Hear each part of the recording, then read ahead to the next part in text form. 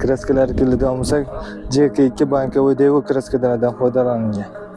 Assalomu alaykum. Navbatda darvozamiz Samarqand viloyati Samarqand shahriga olib kelib o'rnatdik. Bu darvozamiz birinchi o'rinda razmerlari keladigan bo'lsak, darvozamiz o'zi 3.10 ga 3.70 holatda bo'lgan. Ikki yoniga 35 sentdan girdilar chiqqan. Shu anda 380 ga balandligi 4.10 razmerda bo'lgan. Darvozamiz juda ajoyib chiqdi. Darvozamiz bir yaqinroqdan ham kelib ko'rsatishingiz mumkin. Darvozamiz ikki yon taglari shiveller holatda bo'lgan.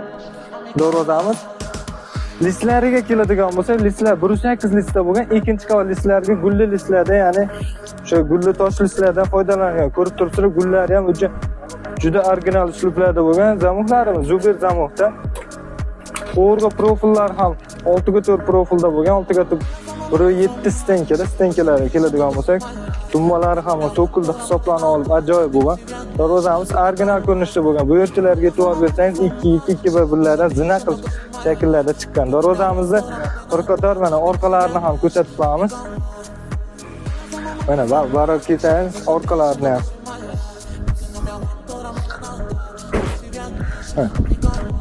Mana darvozamiz mana orqa ko'rinishlari. Mana orqa ko'rinishlar sal qorong'iroq, xuddi shu holatda bo'ladi. Ikki qavat, uch qavatli holat bo'lsa yopilib ketadi. Darvozamiz baland bo'lishiga qaramay, sentr zamoqlar xudo xolasa ajoyib holatda. Oxirigacha ochiladi.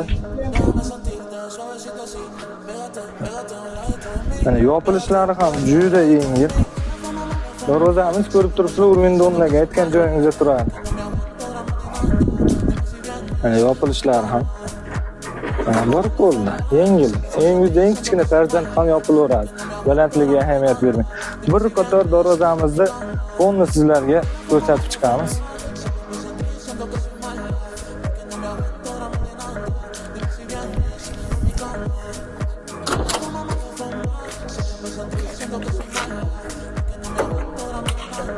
Mana zamoqlari ham bemalol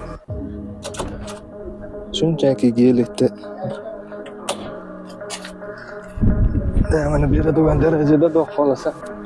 Mana yaqinroqdan ham bir ko'raverasizlar. Darvozamiz ideal chiqishda uzoqdan emas, yaqindan ham ko'rsat.